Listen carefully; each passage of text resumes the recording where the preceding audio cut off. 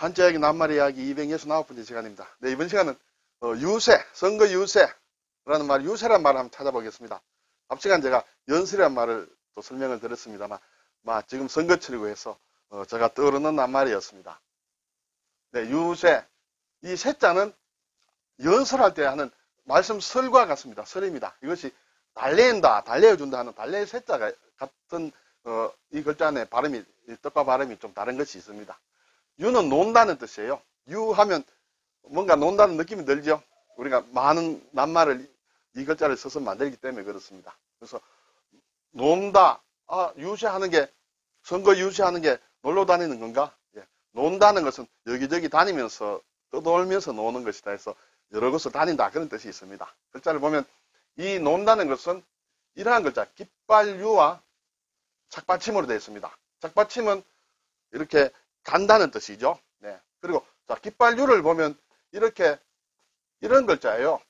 이런 모양이 있죠. 그리고 아래에 이렇게 자가 있습니다.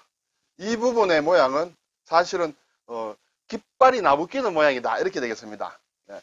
깃발이 이렇게 벌럭벌럭 나부낀다, 그런 모양에서 아이가 깃발을 가지고 다니면서 노는 것이에요. 네. 뛰어다니면서 놀 때 깃발을 가진다, 이렇게 생각하시면 되겠어요. 그리고 어디 놀러 갈 때 옛날이라고 생각하시죠. 단체로 이렇게 갑니다. 그러면 자, 우리 모여서 가자 할 때 뭔가 자기네들을 표시하는 그런 깃발을 들고 이렇게 사람들 쭉 따라다니겠죠. 그렇게 간다, 이렇게 되겠습니다. 그래서 놀면서도 또 어딘가 가는 것이에요. 자, 우리 동네에서 그냥 노는 것이 아니라 어디 이렇게 산천을 다닌다든지 그렇게 생각해도 되겠습니다. 그렇게 다니면서 이렇게 말로 달랜다, 뭔가 자기가 하고 싶은 말을 한다는 것이죠. 네, 연설에서 나왔습니다만 빛날 태와 말씀은이 합쳤다, 그렇게 되겠습니다. 뒤에서 다시 한번 살펴보겠습니다. 자, 사전을 보니까 각처로 돌아다닌다. 네, 유자가 이렇게 돌아다닌다는 뜻이 있습니다. 자기의 의견이나 소속 정당의 주장 따위를 설명하고 선전하는 것이다. 특히 정치가가 각지를 연설하면서 다니는 것을 유세라고 한다, 이렇게 되겠습니다. 이것을 유설이라고 읽으면 안 되겠죠. 그러면 시험에 틀립니다. 네. 자, 그런데 이 유세란 말은 옛날부터 있었던 말이에요. 굉장히 오래전에 사기에 나오는 말이에요. 그래서 제가 찾아보니까 출전에 사기, 사마천이 쓴 사기에 제 나라의 태공세가에 이 말이 나옵니다. 물론 이제 그리고 꼭 이 책뿐만 아니라 많이 나오겠죠. 그래서 이것은 우리가 일반적으로 얘기하는 강태공이라는 그런 게 있죠. 그분과 관련된 집안이 제 나라의 왕으로 제후로 이렇게 책봉이 되어 있거든요. 태공이. 그래서 그 집안을 지나는 그 세가에 나오는 것이다. 이것은 이제 책사들이 있지 않습니까? 뭔가 이렇게 작전을 짜주는 참모들. 지금도 우리 정당이나 이런 데 보면 책사가 필요하다, 이렇게 얘기하는데 뭔가 꾀를 내는 사람이 책사죠. 어떤 책사들이, 재주가 있는 책사들이, 머리 좋은 꾀돌이들이 제후의 나라를 돌아다니면서 여러 나라, 중국에 그때 여러 제후의 나라가 있었죠. 주나라, 왕실 이외에 많은 제후국이 있었습니다. 돌아다니면서 자기의 의견을 말해서 제후를 설복시키는 것을 유세라고 합니다. 왜냐하면 서로 나라들이 경쟁을 하니까 이런 정책을 쓰면 우리가 잘 살 수 있습니다. 강하게 됩니다. 저 나라하고 싸움을 해야 됩니다. 싸움을 하면 안 됩니다. 이런 것을 다 꾀돌이들이 돌아다니면서 이렇게 얘기를 합니다. 그것이 유세가 옛날에 나오는 그런 말이다 하는 것이죠. 그러한 사람들을 유세객이라고 합니다. 사기에 보면 많은 유세객들이 나옵니다.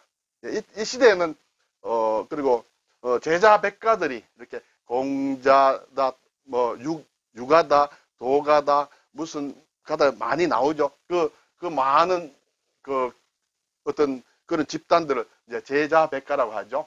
네. 그리고 그러한 사람들이 일제히 100가지의 꽃이 일제히 한 번에 이렇게 확 피는 것처럼 전성기를 맞이하는 그 시대이죠. 그때 유세객들이 있었다라는 것이죠. 자, 이제 유자와 세자에 대해서 제가 한번 중요함으로 몇 가지 포인트를 한번 뽑아보겠습니다. 이 유자는, 놀 유자는 4가지 뜻으로 한번 구분을 해봤습니다. 첫째, 즐겁게 논다, 그런 뜻이 있죠. 그래서 유흥을 즐긴다, 유흥. 유희, 장난, 놀이 하는 것이죠. 유락을 한다, 유락. 또 유원지다 할 때 다 논다라는 그런 뜻이 있습니다. 둘째로 여행을 가는 것입니다. 유는 이렇게 놀면서 이렇게 어디 여러 군데 다니는 것을 얘기합니다. 그래서 유람을 한다, 유학을 한다. 외국에 가서 공부하는 것을 유학이라고 합니다. 물론 지방에서 서울에 가서 유학을 한다든지 또는 뭐 서울 사람이 지방에 유학할 수도 있죠. 객지에 가서 이렇게 공부하는 것을 유학이라고 합니다. 유학은 뭐뭐를 유를 써서도 유학이라고 합니다. 같은 뜻이에요. 거의 같은 뜻입니다. 외유를 한다. 외국을 이렇게 돌아다닌다. 이런 외유죠. 그리고 세 번째는 필요에 따라서 행동한다. 뭔가 일이 있을 때 행동한다는 것이죠. 그것이 이제 예를 들어 우리가 유격한다. 유격 때 이런 것을 유격입니다. 보통 때는 이따가 필요할 때 이렇게 그때 적시에 가서 뭔가 때리는 것, 치는 것을 유격이라고 합니다. 한 곳에서 정규군과 정규군이 딱 특정 장소에서 서로 맞부딪히는 것이 아니라 정규군이 있을 때 1대1로 하면 좀 불리함으로 이렇게 막 돌아서 뒤통수를 치는 것 같은 그렇게 여기저기 떠돌면서 치는 것을 유격이라고 합니다. 네. 유격수 그런 것도 있죠. 야구에 보면 유격수가 있습니다.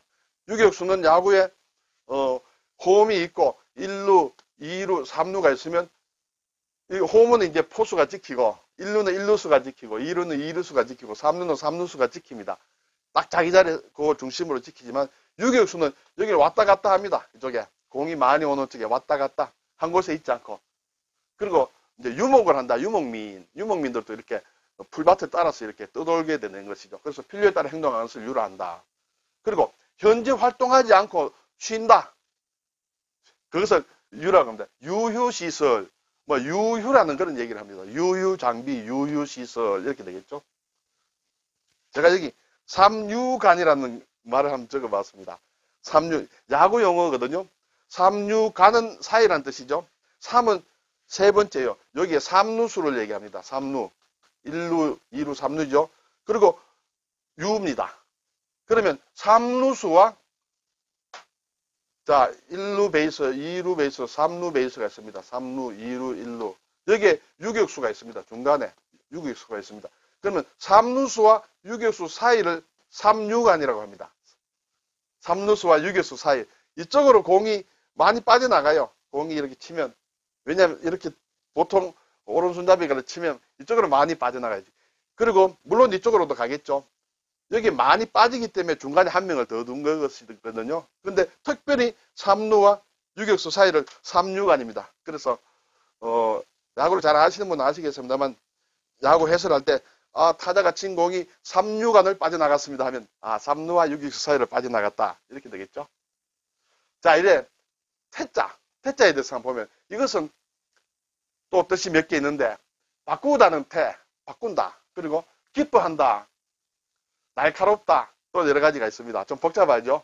네, 복잡하시면 한번 듣고 일단 흘려서도 괜찮습니다. 바꾼다 할 때는 우리가 돈을 이렇게 태환지폐, 불환지폐 있죠? 돈을 가지고 은행에 가면 금으로 바꿔준다. 정화로 바꿔주는 것을 태환이라고 하죠. 지금은 태환들을 하지 않습니다만 예전에는 미국이다 하면 달러를 가져가면 그에 해당하는 금으로 준 것이죠. 그 태는 바꿀 수 있는 것이다 하는 것이죠. 못 바꾸는 것이 이제 불환이다, 안 된다, 안 바꿔준다 이런 것이죠. 요즘은 불환이죠. 기뻐한다 할 때는 열이라는 글자 발음을 나오는 그런 글자를 만듭니다. 이 기뻐할 열이거든요. 연락이다, 희열이다 할 때 글자를 만들고 있습니다. 그리고 또 날카롭다, 예리하다 할 때, 첨예하다 할 때, 그리고 기타 보면 말씀슬 그리고 달래의 세자를 만드는 글자이기도 하고요. 세금할 때도 이 세자를 만들고 벗을 탈이다. 또 본다는 뜻의 볼열이에요. 자, 여기서 가장 중요한 게 결국은 뜻이 무엇이냐 하면 이 바꾼다는 뜻도 마찬가지입니다만 형님이 하늘에 제사를 지냅니다. 하늘에 제사를 지내고 하늘에서 이렇게 응답이 옵니다. 신이 응답을 줍니다. 제사를 지내면 뭐 잘되게 해달라, 또 어려움을 없애달라 그러죠. 그래서 하늘에서 응답이 오면 상당히 기분이 좋죠. 그래서 어떤 엑스타시에 빠집니다. 빠지면서 고민이 없어진다. 쉽게 얘기하면 고민이 없어진다는 것이죠. 내 어려움을 없애달라고 했는데 없어진다. 그래서 이것은 글자 자체가 없어진다는 뜻으로 바뀝니다. 나의 고민의 상태에서 고민이 없는 상태로 바뀐다. 빠진다는 뜻이에요. 그래서 결국은 바꾸다는 뜻도 있고, 그리고 여기에서도 보면 기뻐한다는 것은 내 고민이 없어진 상태가 기뻐할 열이에요. 내 마음에서 뭔가 없어진다 이런 뜻이에요.